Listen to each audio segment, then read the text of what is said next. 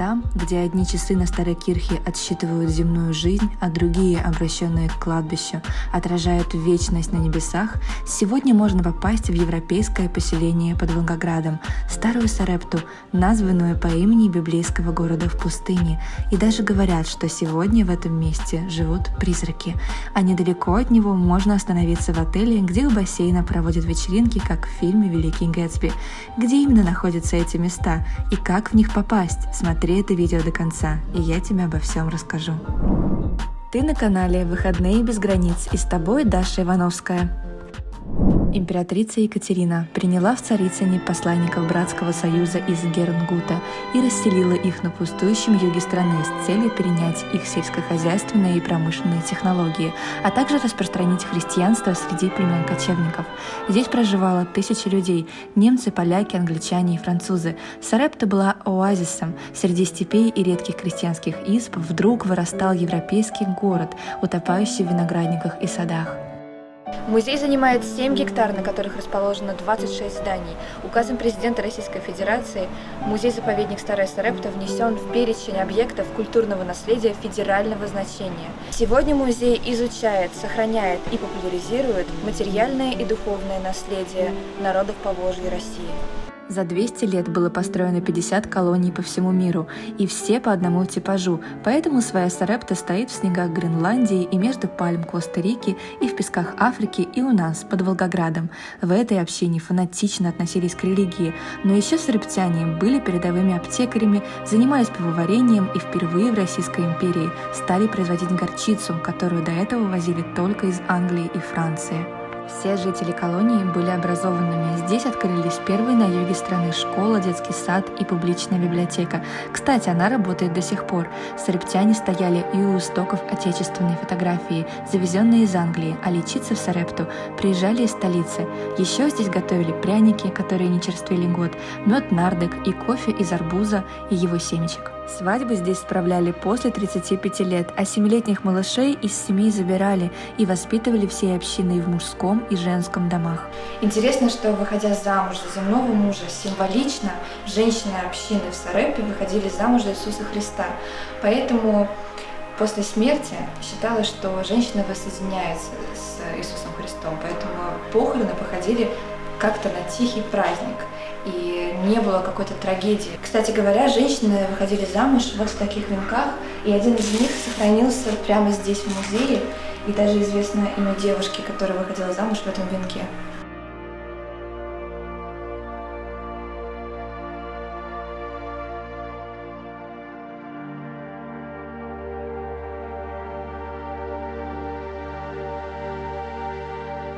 Завершая прогулку по музею, обязательно загляните в сувенирную лавку, потому что здесь можно купить продукты по старым рецептам Сарепты. Вот, например, горчичный порошок или знаменитое кофе на арбузных семечках или картофельное варенье. Попробовать сладости Сарепты из нардека и пива можно и сегодня в клубе «Глич». И в библиотеку зайти сегодня тоже можно. Здесь собрана крупнейшая коллекция книг на немецком языке. И там, кстати, девочка 5 лет видела, как маленькие человечки водили хоровод. А в клубе «Глич» появляется дух Иоганна Ниденталя, хозяина гончарной мастерской. Еще в городке, говорят, бродит призрак невесты, дух молодой немки с ребенком, но и не только. Ты, кстати, можешь остаться на ночь в отеле Сарепты в одном из ее старинных зданий всего за 600 рублей. И, может быть, ночью тебе там кто-нибудь встретится? Ну а если тебе страшно, после Сарепты будет круто развеяться в Царицынской Слободе. Это парк-отель, где проводят классные вечеринки и концерты в баре у большого бассейна. И даже иногда пенные вечеринки. От Сарепты до отеля, кстати, всего 1 час езды на машине. Царицынская Слобода – это большой ресторанно-гостиничный комплекс из суперместа для загородного отдыха всей семьей или большой компанией друзей. Местечко находится в усадьбе Сосновый Бор, всего в 10 минутах езды от центра Волгограда. Прямо в сосновом лесу открывается ухоженное имение с белокаменным дворцом и крутым живописным видом на огромный бассейн. На него, кстати, выходит большая терраса местного дворца. И еще здесь очень часто проходят живые концерты.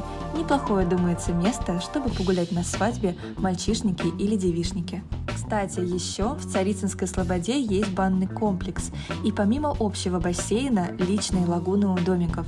Я такое видела только в южных отелях на море и не в России, а здесь в них можно нырнуть сразу после баньки и даже в мороз.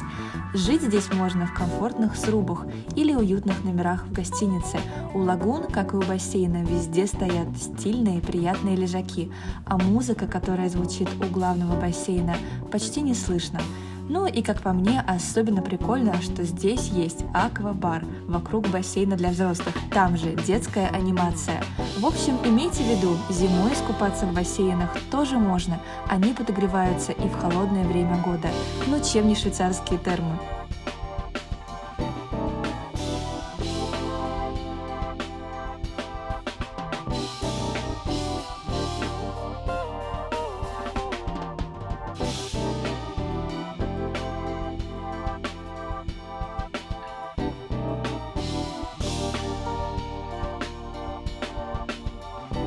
Кстати, неплохой идеей для выходных, я думаю, будет сначала приехать в Старую Сарепту, например, на День горчицы, или послушать о ее мистических историях в рамках спецэкскурсии, или здесь же заказать романтическую прогулку вдоль имени таинственных гернгутеров. Ну а еще можно приехать в Сарепту на Октоберфест. Да, именно такой проводится и в России, а потом заселиться в Царицынскую Слободу. Еще здорово, что здесь круглый год работает камерный зоопарк, птичник и конная база, где можно лошадок покормить и на них покататься.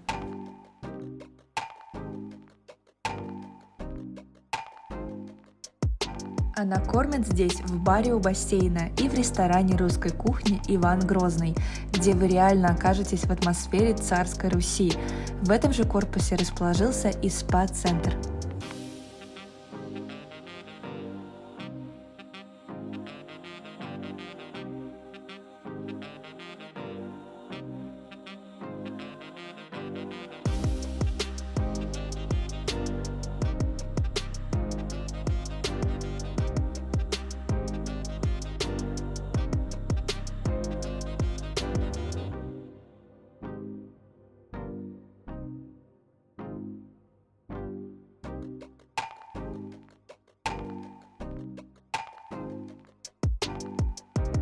Итак, сколько же обойдутся такие выходные? В самолете из Москвы до Волгограда ты проведешь 2 часа, плюс еще 1 час в такси до Сарепты.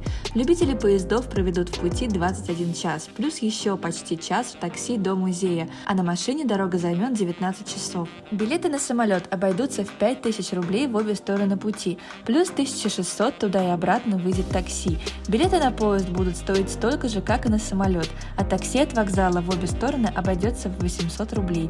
Купить номер в Царицынской Слободе можно уже за 5000 рублей за ночь с парным размещением и завтраком. Прикупить баночку варенья из арбузных косточек можно за 300 рублей, а один раз поесть в ресторане – это 1000 рублей на человека. Билет в музей обойдется в 250 рублей. Приятно, что попасть на службу в Кирху начала 18 века можно бесплатно. Все вместе выйдет 13 350 рублей за один день и одну ночь пребывания. На этом все. В следующем выпуске я расскажу тебе, где зимой в России можно оказаться в сказочной рождественской атмосфере Европы. Подписывайся на канал и не пропусти. Планируй свой крутой уикенд вместе с нами.